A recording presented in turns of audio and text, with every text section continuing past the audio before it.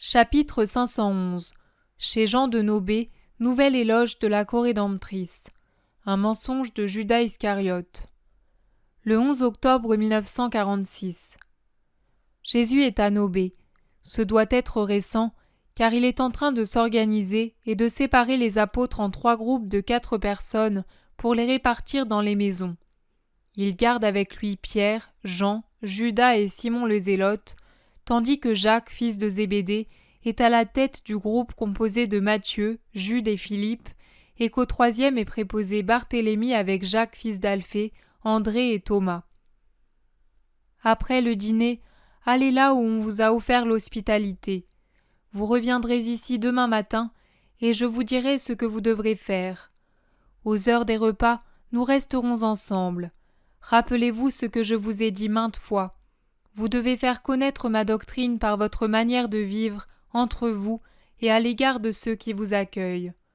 Soyez donc sobres, patients, honnêtes dans vos conversations, dans vos actes et vos regards, de manière que la justice rayonne de vous comme un parfum. Vous voyez comme les yeux du monde sont toujours sur nous pour nous calomnier ou nous étudier, ou encore pour nous vénérer. Ces derniers ont beau former le petit nombre, c'est d'eux que nous devons prendre le plus grand soin, car c'est sur leur foi que se braque l'étude du monde pour l'effriter. Or tout lui est utile comme arme pour détruire l'amour des bons envers moi, et envers vous par conséquent. N'aidez donc pas le monde par une manière de vivre qui ne serait pas sainte, et n'augmentez pas la peine de ceux qui doivent défendre leur foi contre les pièges de mes adversaires, en étant pour eux un objet de scandale. Le scandale rend les âmes perplexes, il les éloigne, les affaiblit. Malheur à l'apôtre qui scandalise les âmes. Il pêche contre son maître et contre son prochain, contre Dieu et le troupeau de Dieu. Je me fie à vous.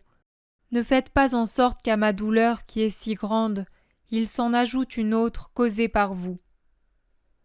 Ne crains rien, maître, aucun de nous ne te fera souffrir, à moins que Satan ne nous dévoie tous, dit Barthélemy. Anastasica, qui est dans la cuisine avec Élise, entre pour dire « Le dîner est prêt, maître, descends pendant qu'il est chaud, tu te restaureras. » Allons-y.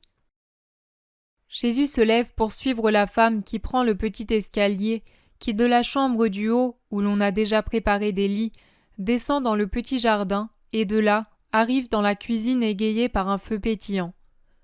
Le vieux Jean se tient auprès du feu. Élise s'affaire autour des plats et se retourne avec un sourire maternel pour regarder Jésus entrer. Elle s'empresse de verser sur un grand plateau les grains d'orge cuits dans le lait, comme je l'ai déjà vu faire par Marie femme d'Alphée à Nazareth avant le départ de Jean et de Saint-Ica. Voilà, je me suis rappelé que Marie femme de Cléophas m'a dit que tu aimes cela, et j'avais gardé le plus beau miel pour le faire et pour Marziam aussi. Je regrette que l'enfant ne soit pas venu. Niquée l'a retenu avec Isaac puisqu'ils partent demain à l'aurore et qu'elle profite du char jusqu'à Jéricho pour accomplir la mission que tu sais. « Quelle mission, maître ?» demande Judas soudain intéressé. « Une mission très féminine, élever un enfant. Seulement, c'est un enfant qui n'a pas besoin de lait mais de foi, car son esprit est infantile. Mais la femme est toujours mère et elle sait faire ces choses-là. Et quand elle a compris, elle vaut bien l'homme avec en plus la force de la douceur maternelle. « Comme tu es bon pour nous, maître !» dit Élise avec un regard caressant. « Je suis sincère, Élise. Nous autres en Israël, et pas nous seulement, nous sommes habitués à voir dans la femme un être inférieur et à penser qu'elle l'est. Non, si elle est soumise à l'homme comme il est juste, si elle est davantage atteinte par le châtiment à cause du péché d'Ève, si sa mission est destinée à s'exercer dans les voiles et la pénombre, sans acte et sans cris éclatants, si tout en elle se trouve comme étouffé par un voile, elle n'en est pas moins forte ni moins capable que les hommes. Sans rappeler les grandes femmes d'Israël, je vous dis qu'il y a beaucoup de force dans le cœur de la femme. Dans le cœur comme pour nous les hommes dans l'intelligence. Et je vous assure que la place de la femme, par rapport aux coutumes comme par rapport à bien d'autres conditions, va changer. Et ce sera juste parce que, comme moi pour tous les hommes, une femme obtiendra pour les femmes, d'une manière spéciale, grâce et rédemption. Une femme? Et comment veux-tu qu'une femme rachète? Dit Judas en riant. En vérité, je te dis qu'elle est déjà en train de racheter. Sais-tu ce que c'est que racheter? Bien sûr que je le sais. C'est soustraire quelqu'un au péché. Oui, mais soustraire au péché pourrait ne pas servir à grand-chose, car l'adversaire est éternel et il reviendrait tendre des pièges. Mais du jardin terrestre, une voix est venue, la voix de Dieu, pour déclarer « Je mettrai une inimitié entre toi et la femme. Elle t'écrasera la tête, et toi tu l'atteindras au talon. » Rien de plus que des embûches, car la femme possède en elle-même ce qui vainc l'adversaire. Elle rachète donc à partir du moment où elle existe. Elle est la rédemption en acte, bien que cachée. Mais bientôt, elle sortira à la face du monde, et les femmes se fortifieront en elle. Que tu rachètes, c'est bien, mais qu'une femme le puisse, je ne l'accepte pas, maître. Tu ne te rappelles pas Tobie, son cantique? Si, mais c'est de Jérusalem qu'il parle. Est-ce que, par hasard, Jérusalem possède un tabernacle où Dieu réside? Dieu peut-il être présent par sa gloire aux péchés qui se commettent dans les murs du temple? Un autre tabernacle était nécessaire et qui soit saint, et qui soit une étoile pour ramener au Très-Haut ceux qui sont perdus. C'est ce qu'on a dans la Corédemptrice, qui dans les siècles des siècles aura la joie d'être la mère des sauvés. Tu brilleras d'un éclat splendide. Tous les peuples de la terre se prosterneront devant toi. Les nations viendront de loin pour te porter des présents, et elles adoreront en toi le Seigneur. Elles invoqueront ton grand nom. Ceux qui ne t'écouteront pas seront comptés au nombre des maudits, et bénis seront ceux qui se presseront contre toi. Tu te réjouiras dans tes enfants, car ils seront les bénis réunis auprès du Seigneur. Voilà le vrai cantique de la Corédemptrice. Et déjà dans le ciel, les anges qui voient le chantent. C'est en elle que commence la Jérusalem nouvelle et céleste. Oh oui, voilà la vérité. Et le monde l'ignore tout comme les rabbins d'Israël plongés dans les ténèbres. Jésus se plonge dans ses pensées. Mais de qui parle-t-il? Demande Judas à Philippe qui se tient à côté. Avant même que ce dernier ait pu répondre, Élise, qui est en train de mettre sur la table du fromage et des olives noires, lui répond assez rudement. « C'est de sa mère qu'il parle, tu ne comprends pas ?»« Mais je n'ai jamais entendu dire que les prophètes voient en elle une martyre. Ils mentionnent uniquement le Rédempteur et… »« Tu crois qu'il n'existe que la torture de la chair ? Tu ne sais pas que pour une mère, ce n'est rien en comparaison de celle de voir mourir un enfant ? Ton intelligence… Je ne parle pas de ton cœur, je ne connais pas ses battements. Ton intelligence dont tu te vantes, ne t'apprend-elle pas qu'une mère se soumettrait 1000 fois à la torture et à la mort plutôt que d'entendre un gémissement de son fils? Homme, tu es homme, et tu connais le savoir. Moi, je ne sais qu'être femme et mère, mais je t'assure que tu es plus ignorant que moi, car tu ne connais même pas le cœur de ta mère. Oh, tu m'offenses! Non. Je suis vieille et je te conseille. Rends ton cœur clairvoyant, ainsi tu éviteras les pleurs et le châtiment. Fais-le si tu peux. Les apôtres, en particulier Jude, Jacques fils de Zébédée, Barthélemy et Simon le Zélote, se regardent par en dessous et baissent la tête pour dissimuler le sourire qui pointe sur leurs lèvres devant la franchise de l'observation d'Élise à l'apôtre qui se croit parfait. Jésus, toujours pensif, n'entend rien.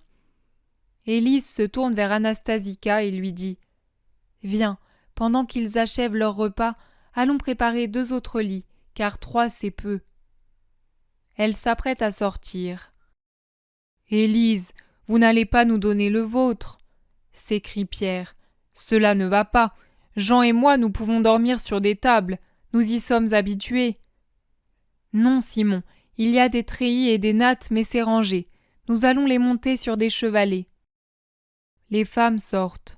Fatigués, les apôtres somnolent presque dans la tiédeur de la cuisine. Jésus réfléchit, le coude appuyé sur la table et la tête soutenue par sa main. On frappe. Thomas, qui en est le plus près, se lève pour ouvrir et s'écrie : « Toi, Joseph, et avec Nicodème ? Entrez, entrez. Paix à toi, maître, et à ceux qui sont dans cette maison. Nous allons à Rama, maître. C'est Nicodème qui m'y a invité. En passant, nous nous sommes dit : arrêtons-nous pour saluer le maître. Nous voulions savoir si tu avais été encore importuné, puisqu'ils sont allés te chercher chez Joseph. Déjà, ils t'ont cherché partout depuis que tu as guéri cet aveugle. Ils n'ont pas franchi les murs, c'est vrai. Ils n'ont pas déplacé un siège pour ne pas profaner le sabbat. Pour cette raison, ils se croient purs. Mais pour te trouver, pour suivre Bartholomaï, ils ont fait bien plus que le chemin permis. Et comment l'ont-ils appris puisque le maître n'a rien fait en chemin ? Demande Matthieu. Voilà, nous ne savions pas même qu'il était guéri. Nous sommes allés prier à la synagogue, puis saluer Niké ainsi qu'Isaac et Marziam qui étaient chez elle. Enfin, après le coucher du soleil, nous sommes vite venus ici, dit Pierre. Vous ne saviez pas, mais les envoyés des pharisiens l'ont su. Vous n'avez pas vu, mais moi j'ai vu. 2 d'entre eux étaient présents quand le maître a touché les yeux de l'aveugle. Ils attendaient depuis des heures. Comment donc ? Demande Judas d'un air innocent. C'est à moi que tu poses cette question ? C'est une chose étrange, c'est pour cela que je le demande.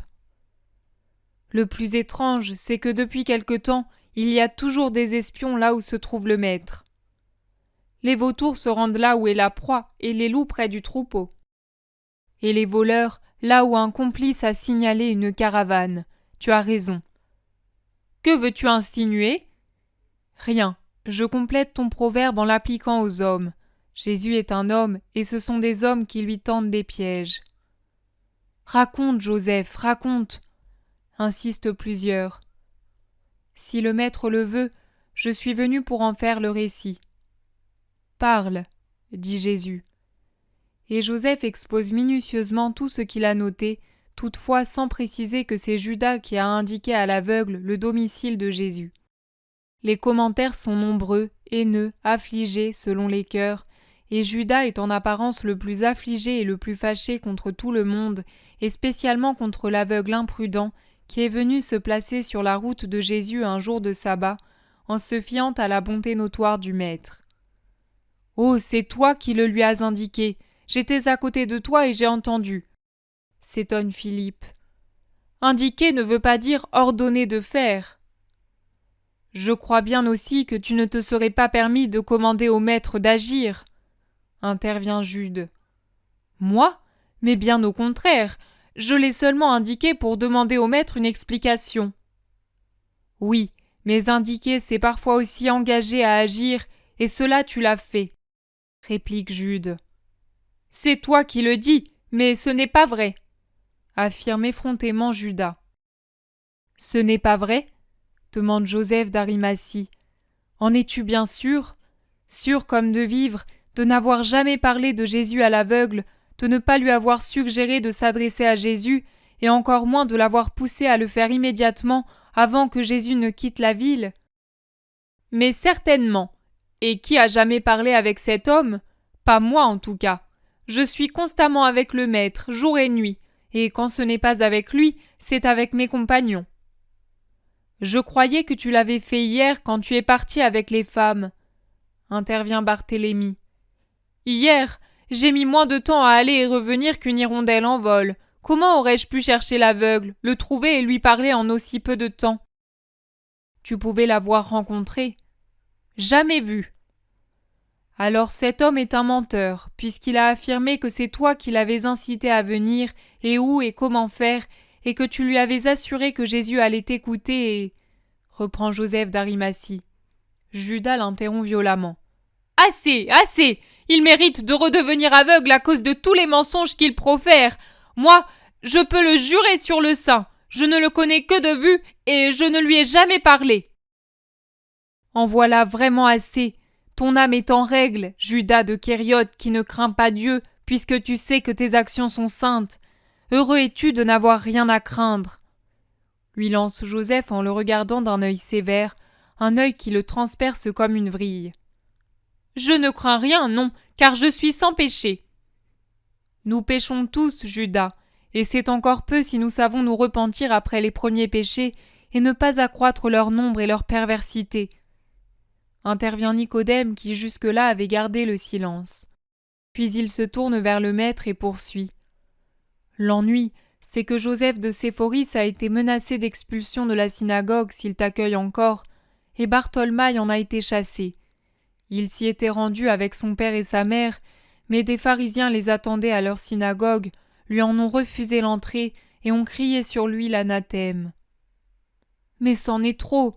Jusqu'à quand, Seigneur ?» s'écrient plusieurs. « Paix, paix, ce n'est rien. Bartholomaï est sur le chemin du royaume. Qu'a-t-il donc perdu ? Il est dans la lumière. N'est-il donc pas fils de Dieu plus qu'auparavant ? Ne confondez pas les valeurs. Paix, paix, nous n'irons plus chez Joseph. Je regrette qu'Isaac doive y conduire ma mère et Marie femme d'Alphée, mais cela n'aurait été que pour quelques heures, car quelqu'un y a déjà pourvu. » Il s'adresse à Jean de Nobé. « Père, as-tu peur du Sanhédrin ? Tu vois ce qu'il en coûte d'héberger le Fils de l'homme. Tu es âgé, tu es un fidèle Israélite. Tu pourrais être chassé de la synagogue pour tes derniers sabbats. Serais-tu capable de le supporter ? Réponds sincèrement. Et si tu le redoutes, je m'en irai. Il y aura bien encore dans les monts d'Israël une grotte pour le Fils de l'homme. » « Moi, Seigneur, mais que veux-tu que je craigne, sinon Dieu ? Je ne crains pas la bouche du tombeau. Je la regarde au contraire comme une amie. Et tu voudrais que j'aie peur de la bouche des hommes ? Je craindrais seulement le jugement de Dieu si par crainte des hommes je chassais de chez moi Jésus le Christ de Dieu. » « C'est bien, tu es injuste. Je resterai ici quand je ne serai pas dans les villes voisines, comme je compte le faire encore une fois. »« Viens à Rama, chez moi, Seigneur, » propose Nicodème. « Et si cela te fait du tort ? Est-ce que les pharisiens ne t'invitent pas dans une mauvaise intention ? Ne pourrais-je le faire pour étudier ton cœur ? » ?»« Oui, maître, allons à Rama. Mon père en sera si heureux s'il est à la maison. Et sinon, comme cela arrive souvent, il trouvera ta bénédiction à son retour. » supplie Thomas. Nous irons à Rama comme première destination. Demain, Maître, nous te quittons. Nous avons dehors nos montures et nous arriverons à Rama avant la fin de la seconde veille. La lune blanchit les chemins comme un pâle soleil. Adieu, maître, que la paix soit avec toi, dit Nicodème. Paix à toi, maître, et écoute un bon conseil de Joseph l'Ancien. Sois un peu rusé, regarde autour de toi, ouvre les yeux et serre les lèvres. Agis sans jamais annoncer d'avance ce que tu comptes faire. Ne viens pas à Jérusalem pendant quelque temps, et si tu y viens, ne t'arrête au temple que le temps nécessaire pour prier. Tu me comprends ? Adieu, maître, paix à toi. Joseph a marqué très nettement les paroles que je souligne, et en les disant, il fixait intensément Jésus. Son seul regard était un avertissement.